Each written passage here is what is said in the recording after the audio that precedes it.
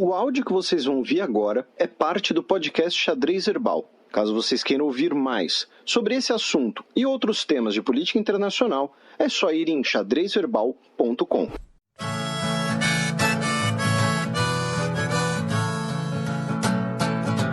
Coluna aberta.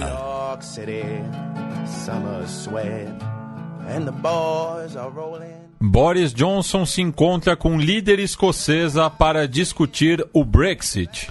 A questão do Brexit continua. Semana passada a gente falou um pouco sobre o Boris Johnson, né? Ele ter confirmado seu favoritismo. E essa semana a gente já teve algumas notícias da parte política. E tem uma que é interessante, e a outra, outras duas são mais preocupantes, pensando no governo Boris Johnson. A primeira preocupante foi o seguinte: ele foi à Escócia, tá, na segunda-feira, para se encontrar com a Nicola Sturgeon, né, que é a primeira-ministra da Escócia, né, mas lembrando, a Escócia tem o chamado, né, o devolution, né, o governo devolvido, que tem algumas autoridades, mas, né, não muito. E a principal bandeira dele era, olha, tendo o Brexit e o Reino Unido continuando unido, né, perdendo a redundância, a gente vai poder colocar 300 milhões de libras nos próximos anos na Escócia, no país de Gales e na Irlanda do Norte. E claro, a maior fatia do bolo iria para a Escócia, porque é o maior e mais populoso dos três. Mas lembrando, né, que a Libra tem se desvalorizado a cada dia. Quando o Brexit acabar, acho que a Libra vai dar uma estabilizada, talvez suba, enfim. E aí, nessa viagem, ele inclusive passou lá numa base militar naval. A Escócia tem uma das principais bases militares. Quando teve o referendo da Escócia, a gente falou disso, inclusive, né, que era uma preocupação se a Escócia aprovasse a independência, como é que ficariam as bases militares britânicas? Porque os mísseis nucleares britânicos estão na Escócia, por exemplo, né, porque dali para a Rússia é mais perto. E fica mais longe de Londres, caso os russos quisessem atacar primeiro na Guerra Fria. E o Sean Connery é escocês também. Isso, o Sean Connery que tem os códigos das ogivas nucleares. One ping only, Vasily. One ping only. E aí, ele visitou essas bases e tudo mais, se encontrou com a Nicola Sturgeon. E aí, a outra, né, da Escócia, ele foi para a Irlanda do Norte, onde ele foi recebido com uma situação chocante, digamos assim, que foi o seguinte, e aí essa é a notícia interessante, né? Não é a próxima notícia preocupante pensando no Boris Johnson. Interessante, mas barra preocupante também. Ela é, porque assim, o que aconteceu? Demonstra uma tendência. Um funcionário, tá, do governo da Irlanda do Norte, entrou na justiça dizendo que ele se sentia constrangido por ter que passar pelos retratos da rainha, tá, em Stormont House, que é a casa do governo da Irlanda do Norte, né, a sede de governo. Casa fica muito literal. E aí, ele entrou na justiça e ele recebeu uma indenização de 10 mil libras por conta disso. E aí, para evitar novas situações desse tipo, de forma provisória, retiraram os retratos da rainha dos prédios do governo da Irlanda do Norte, na véspera da chegada do Boris Johnson. E aí o Boris Johnson chegou, ele foi recebido pelo Julian Smith, que é o secretário de Estado da Irlanda do Norte, né, que é como se fosse ali também, né, o chefe de governo local. E quando contaram isso para ele, né, ele ficou estarrecido. Como assim tiraram as fotos da rainha? Como assim? E aí, a BBC disse que tentou entrar em contato com o funcionário não quis. Ele não quer ter a sua identidade revelada, até porque ele vai virar alvo, né? Se convenhamos ou não, isso aqui é uma preocupação séria. A gente fala brincando, mas é rindo de nervoso, né? Ele vai ter a sua casa pichada, alguma coisa assim, no mínimo.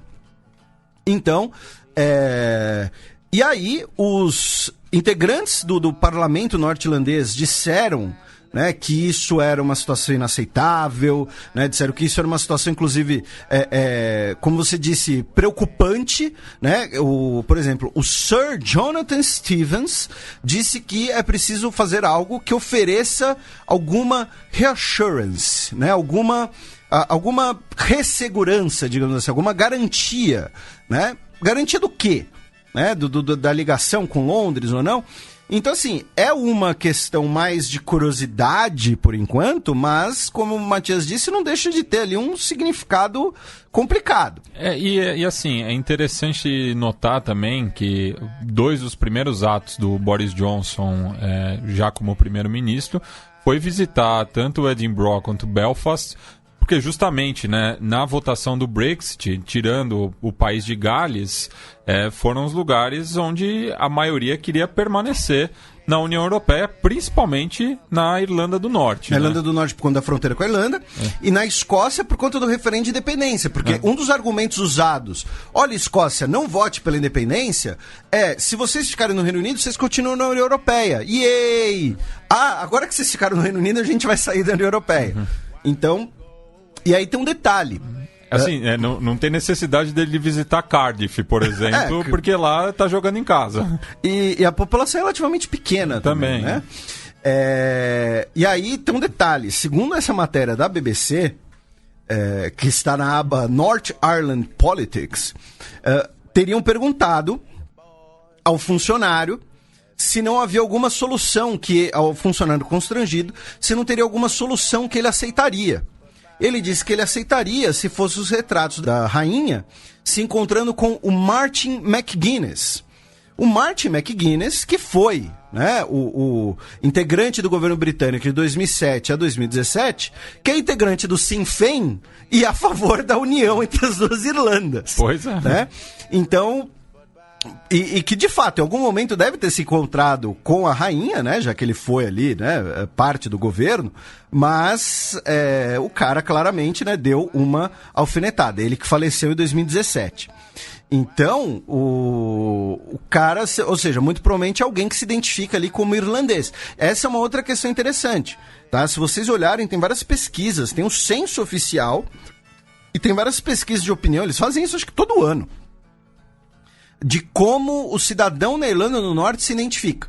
Se ele se identifica como britânico, se ele se identifica como irlandês, se ele se identifica como irlandês do norte, se ele se identifica como, sei lá, europeu, junto com a questão religiosa. Mas não é uma questão, digamos assim, automática, né? Você tem alguns, por exemplo, alguns católicos pró-Londres e alguns protestantes pró-Irlanda, mas são, obviamente, bastante minorias, né? E aí, a segunda notícia, e aí outra preocupante, foi o seguinte: nós tivemos uma by-election, tá? Hoje, nessa sexta-feira, no Reino Unido, tá? Que foi pra gente já ainda era ali quinta-feira e tal, quando saiu o resultado,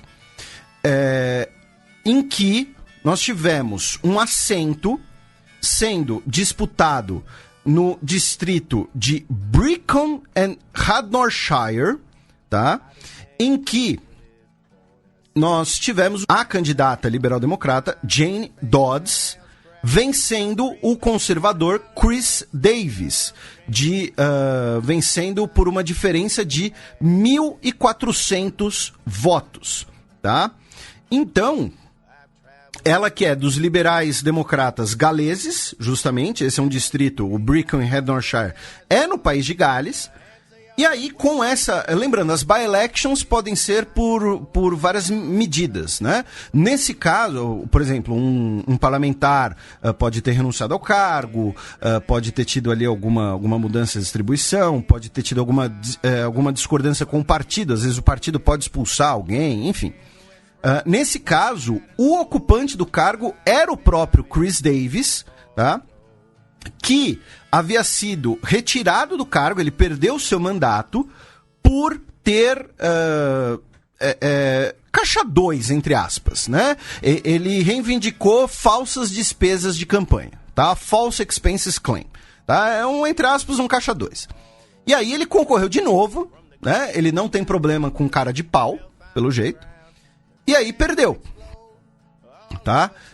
Isso quer dizer o quê, no final das contas? Porque a gente está falando de uma eleição de um distrito de Gales, tá? Porque os liberais democratas são contra o Brexit. E agora isso significa que o Boris Johnson, ele vai ter um cargo, um assento no parlamento de vantagem. Umzinho. Entendeu? Então, assim, se vamos supor, se um dos conservadores...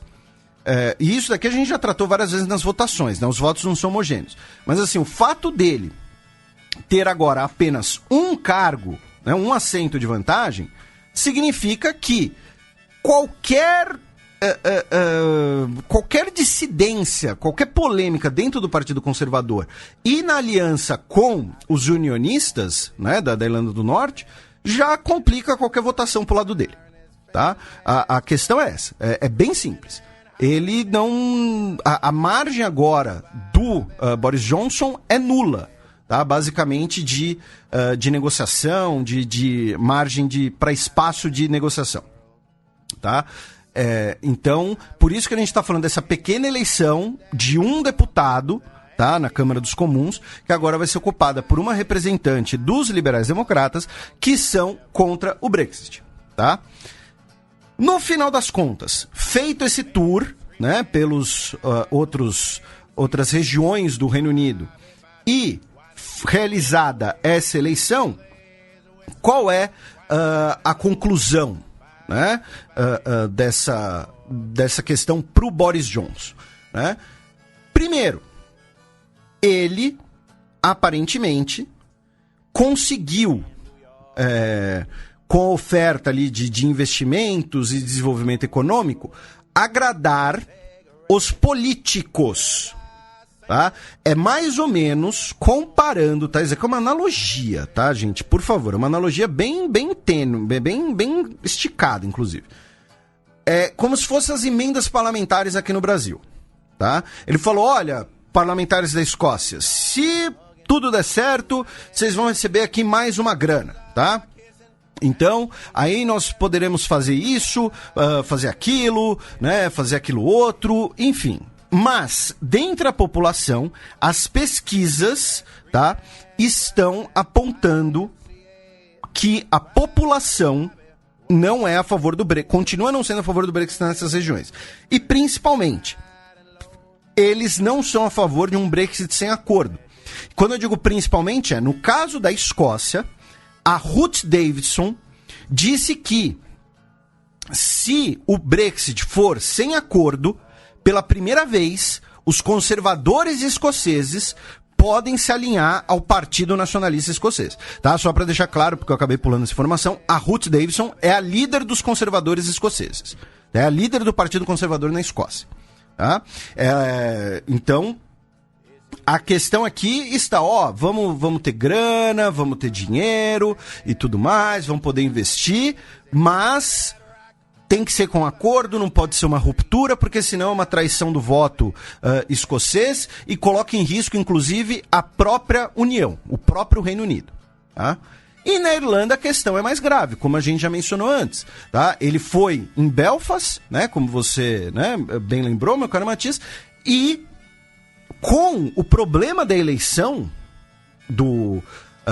em Gales, de um assento, o Boris Johnson agora ele é refém do Partido Unionista. Sem o Partido Unionista, ele não consegue formar um governo, que nem a Theresa May era. Só que agora ele conseguiu estar numa situação ainda mais delicada. Então, não que seja... Então, só me corrigindo, talvez ele tenha que visitar a Cardiff também.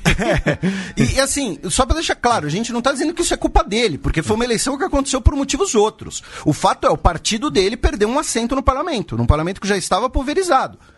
E aí agora ele precisa do Partido Unionista, né, o DUP, na sigla em inglês, e vamos repetir, a Irlanda não tem solução, tá? Não tem solução. E do outro lado da fronteira tá a Irlanda, né, com o Leo Varadkar, o chefe de governo da República da Irlanda, dizendo que, olha, não, tudo indica que com o Boris Johnson as Irlandas vão se aproximar cada vez mais e tudo vai ser legal, um dia, quem sabe, uma unificação e tudo mais. Então, é bastante... A situação tá bastante delicada, tá? A líder da oposição na Irlanda do Norte, a Mary Lou MacDonald, tá? Se encontrou com o Boris Johnson também, a atual líder do Sinn Féin na Irlanda do Norte, disse que os argumentos do Boris Johnson para o Brexit são risíveis, tá? E que vou abrir aspas para a Mary Lou MacDonald, tá? Líder do Sinn Féin na Irlanda do Norte. Um no-deal Brexit iria ultimately, né, em última instância, engatilhar um referendo sobre uma Irlanda unificada. Tá? Ela disse isso. Então a situação ficou mais complicada ainda por conta de um assento no parlamento e porque esse tour de simpatia, digamos assim, do Boris Johnson, vou repetir, ele se encontrou com os líderes de oposição, se encontrou com os líderes locais, ele fez o que ele tinha que fazer. A diferença é que a situação já tão tensa, até por conta do prazo, né, que não resta muito para onde correr. E com uma maioria de um assento no parlamento, ele não tem mesmo para onde correr, até porque agora ele vai virar refém do DUP, do Partido Unionista. Então, resumindo toda essa primeira parte, Boris Johnson realizou um tour pelas outras regiões do Reino Unido, Escócia, Gales, Irlanda do Norte, se encontrou com líderes de oposição e do seu governo, e assim, só para deixar claro, quando ele se encontra com a Nicola Sturgeon na Escócia, ele está se encontrando com a líder escocesa, mas que em relação a ele é oposição. E aí ele também se encontrou com a líder do Partido Conservador Escocês, que em relação a ele está do mesmo lado, mas na Escócia é oposição, tá? Fez o que tinha que fazer, só que a coisa não vai andar. E também tem a outra questão, que aí sim ele está pagando um pouco pela língua, né? Já que ele falou, não, hard Brexit, o backstop na Irlanda é inaceitável, se tiver que sair sem acordo, vamos sair sem acordo, não é o ideal, mas se precisar a gente sai sem acordo, e agora tá todo mundo ali cobrando ele, e ele não tem muito pra onde correr. Ele não tem o parlamento na mão dele, tá? Agora menos ainda, não conta, né? Não conta sequer com apoio, por exemplo, dos conservadores escoceses, então a situação não tá bonita pro Boris Johnson. Tá? Conte agora, ainda no Reino Unido, tá? Falando de outras questões, primeiro, uma notícia de hoje, só para registrar, o senhor Archie McInnes faleceu hoje, horas depois da sua festa de aniversário de 100 anos, ele que é um dos últimos pilotos vivos da Batalha da Inglaterra na Segunda Guerra Mundial. Tá? Então fica aqui o registro, fica até a sugestão de filme, por exemplo, tem o filme A Batalha na Inglaterra, que às vezes sai como Batalha da Grã-Bretanha, que tem... o protagonista é o Michael Caine, tem o Christopher Plummer, enfim, filmaço. E que o Winston Churchill cunhou sua célebre frase, né? Nunca tantos deveram tanto a tão poucos. Isso, e também tem um pouco antes o discurso, né, do lutaremos nas praias, lutaremos não sei aonde, que o Iron Maiden usa de introdução na Aces High. Mas não vai tocar Iron Maiden no fim do programa de hoje, porque a música já está definida, tá? Podem sossegar pra quem gosta e ficar tranquilos pra quem não gosta. Princesa Raya, né, da Casa Real da Jordânia, uma das esposas do emir de Dubai, o emir Mohammed bin Rashid Al Maktoum, ela tem 45 anos, ela pediu na terça-feira, numa audiência britânica, proteção legal no país por casamento forçado, tá? Não é a primeira vez que alguém dos Emirados Árabes Unidos, tá? Alguém do sexo feminino dos Emirados Árabes Unidos, pede proteção no Reino Unido, tá? E 2 filhas do mesmo emir, né? Só que com outra esposa, já tinham feito a mesma coisa, tá? Então, assim, parafraseando Shakespeare, tem algo de podre no reino de Dubai, tá? Tem alguma coisa acontece ali. E aí ela pediu, né, proteção legal devido a ter sido submetida a um casamento forçado, tá? E né, não revelou, não sei de mais muitos detalhes, se tem ali alguma questão de extorsão, uso da força, enfim, esperemos que tudo dê certo para ela. Também em Londres, essa semana, estará ocorrendo a reunião, né, dos 5 secretários do interior e seus equivalentes, digamos assim, das 5 nações do Five Eyes, né, os 5 olhos. Não é teoria da conspiração, antes que alguém, é uma coisa que dá muita margem para a teoria da conspiração, mas não é. Parece o nome de uma sociedade secreta. Exatamente. Né? O Five Eyes é um acordo de inteligência entre Reino Unido, Estados Unidos, Austrália, Canadá e Nova Zelândia, 5 países anglófonos, para compartilhar informações de inteligência. Em outras palavras, né, se você estiver sendo investigado por terrorismo nos Estados Unidos e um dos seus contatos for australiano, a Austrália vai grampear o telefone do cara e passar tudo para os Estados Unidos, tá? E estamos tendo a cúpula, né? Em Londres, tivemos essa semana, e uma das questões debatidas, que inclusive o senhor Zuckerberg já se pronunciou, é sobre acesso à criptografia do WhatsApp, tá? Do Zap Zap. As agências de inteligência desses 5 países querem que as suas polícias possam ter algum acesso à criptografia de aplicativos de mensagem, tá?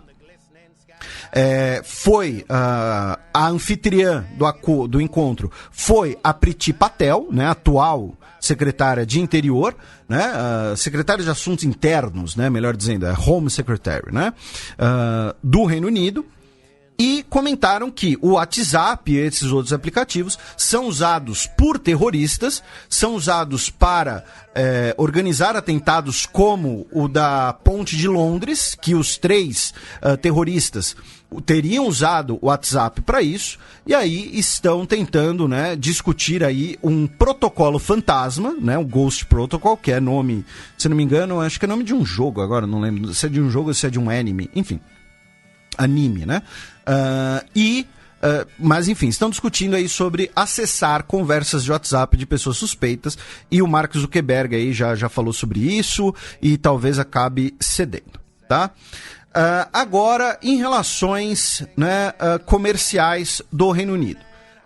O Trump e o Boris Johnson conversaram no sábado, tá, dia 27, dizendo que assim que o Brexit for concluído, os 2 países vão assinar um ambicioso pacto comercial.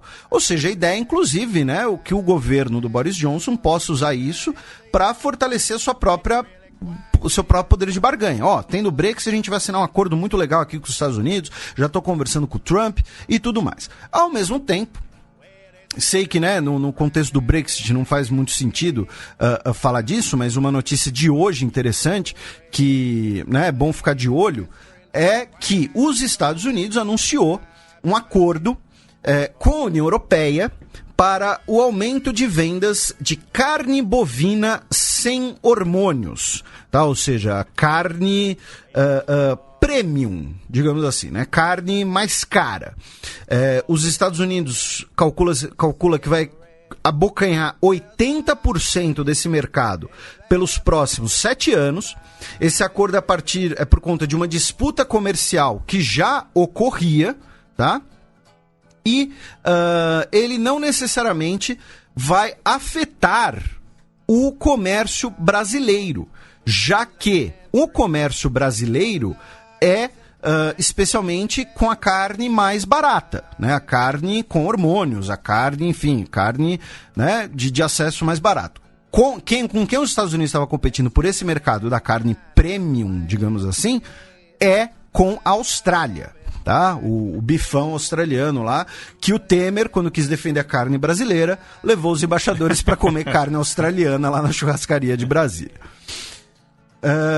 Indo agora para a treta entre Reino Unido e Irã, o Irã libertou 9 integrantes do petroleiro Riá, que ele apreendeu, né, o petroleiro de bandeira panamenha, porém de uma empresa britânica, e esses 9 integrantes da tripulação eram indianos. É a globalização, né? Porém, não, e o petroleiro britânico com bandeira panamenha em águas internacionais é um offshore quase. Isso, e tripulação indiana. E 3 integrantes da tripulação ainda estão detidos pelo Irã, tá? E, além disso, os navios iranianos que estavam aqui no Brasil, né, foram abastecidos, tá? Já partiram de volta para o Irã, tá? Aproveitando aqui esse contexto, já que na semana passada, né, o Dias Toffoli, presidente da STF, autorizou, né, o abastecimento dos navios, e aí o Termé já partiu no sábado, dia 27, e o Bavand partiu na segunda-feira, dia 29, certo? E também em relação a isso, essa treta toda, os Estados Unidos impôs sanções contra o chanceler do Irã, o ministro de Relações Exteriores do Irã, o Moammar Javad Zarif, dizendo que ele faz parte ali da temerária agenda do líder supremo do Irã e é o principal porta-voz do regime terrorista no mundo, dizendo que o comportamento dele recente é completamente inaceitável, tá? E aí, o Zarif tuitou: obrigado por me considerar tamanha ameaça à sua agenda. Tirou um sarro ali e tal, mas enfim. Agora, algumas outras notícias da Europa, algumas notícias mais pontuais, né, pelo restante da Europa. Indo ali do Reino Unido, a gente cruza o Canal da Mancha, chegamos na Bélgica, onde a família real belga reintroduziu no seu brasão o escudo da casa de Saxe-Coburg-Gotha, tá? Isso é interessante por uma série de motivos, tá? A família real belga, assim como várias famílias reais da Europa, a gente sempre comenta isso aqui, as famílias reais da Europa são, né, uma grande endogamia, é tudo primo com primo, tá? É uma grande sem-vergonhice, entendeu? Brincadeiras à parte. Então, eles costumam ter parentescos em comum e muitos têm origem alemã, tá? E a família real belga, da casa de Saxe-Coburg-Gotha, mudou o nome da sua casa real no contexto da Primeira Guerra Mundial, por motivos óbvios, né? Ela passou a adotar o nome de Van de Belgique ou Von Belgien, né? Dependendo dos 3 idiomas. E aí, 100 anos depois, agora, 2019, reintroduziu o escudo de Saxe-Coburg-Gotha no brasão da família.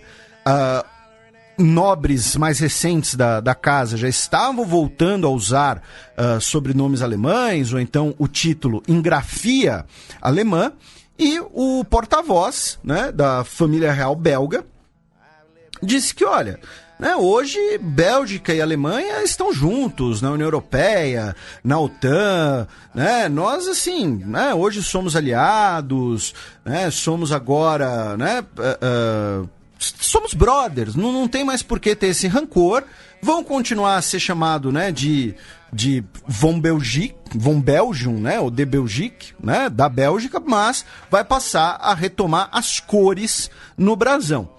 E aí tem uma coisa interessante, né, que é o seguinte, apenas uma anedota, que acho que até a gente já mencionou aqui. Quando a gente pensa em nobreza britânica, a gente pensa em Casa de Windsor. Mas Windsor era o nome do palácio, não o nome do castelo, e a Casa Real Britânica também é de origem alemã. Tanto que os britânicos governavam Hanover até a ascensão da Rainha Vitória. A Rainha Vitória teve que abdicar de Hanover por conta da lei sálica, lá dos francos, do século VI, que determina que mulher não pode herdar terra. Aí ela teve que abdicar do título de Hanover, porém, a família britânica é Saxe-Coburg-Gotha. E aí eles passaram a usar o nome Windsor no contexto também da Primeira Guerra Mundial, com o agravante de que os bombardeios alemães que conseguiam chegar em Londres eram um modelo Gotha, tá? Por conta do nome da fábrica, né? G-O-T-H-A. E aí falaram, vamos usar que nome? Usa o nome do castelo aí, é nome inglês mesmo, e aí virou Casa de Windsor. Mas assim, o nome Casa de Windsor também é usado há pouco mais de 100 anos, a família real britânica também tem origem germânica, Não sei se vai acontecer alguma coisa do tipo, porque né, agora tem um Brexit e convenhamos, né, entre britânicos e alemães o rancor é um pouquinho mais profundo, né? Mas tá aí uma notícia diferente.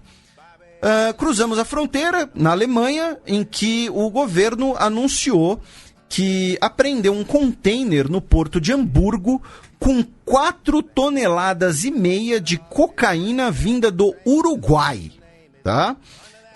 O destino final era Antuérpia, tá? Eram 211 malas, tá? Mala esportiva, assim, mala de lona, tá? Cada uma recheada, né, com cerca de 4.200 pacotes de cocaína, um valor de revenda, segundo a estimativa do governo alemão, de 1 bilhão de euros, tá? E a polícia agora quer descobrir quem era o destinatário do contrabando. Isso é sempre curioso, né? Tá lá. Sempre acham a carga, nunca acham quem mandou e quem ia receber. Isso eu acho curioso. Mas eu confio na polícia de Hamburgo. Eu confio. Eles são torcedores do St. Pauli. Não, policial não. Você não sabe. Pode ter. Aí vamos para a Itália, né? Vamos ao sul, onde no final de semana... O que aconteceu? Foi uma notícia da semana passada, tá? Porém que, assim, na hora de fazer o roteiro, a gente não deu muita atenção, tal, passou por cima, um caso ali infelizmente, de violência urbana. Porém, teve um twist interessante no final de semana, tá? Foi o seguinte, na própria sexta-feira, o dia que a gente grava o podcast, né? Um policial, tá? Chamado Mario Cercello Rega, ele foi esfaqueado por 2 pessoas e morreu, tá? Ele era um carabinieri. E, né? Infelizmente, tivemos essa morte. E aí, o que aconteceu? Na própria sexta-feira, nós tivemos uma forte campanha política na Itália, inclusive, né, dizendo que, olha, quem cometeu isso foram imigrantes que eram batedores de carteira, que estavam tentando roubar bolsas ali na região e tudo mais. Enfim, teriam sido, né, imigrantes e ali aquela né, retórica fascista de sempre. Aquele dog whistle sobre, né, tem que prender, tem que expulsar e tudo mais. E aí o que aconteceu? No sábado, tá? Dia 27, 2 estudantes dos Estados Unidos foram presos e foram levados à delegacia acusados de terem matado o policial. Tá? Um chamado Gabriel Christian Natalie Hort, 18 anos, e o outro Finnegan Lee Elder, de 19 anos, ambos de São Francisco, tá? E o detalhe que é o seguinte... A história do esfaqueamento é que eles iriam comprar drogas de uma pessoa, tá? E aí eles roubaram as coisas do traficante, e aí o traficante chamou a polícia, tipo, chamou ali os policiais e falaram, olha, me roubaram ali e tal. Ele não falou, roubaram minha cocaína que eu ia revender. Mas, né, falaram, me roubaram e tudo mais. E aí, os 2 cidadãos dos Estados Unidos esfaquearam o policial.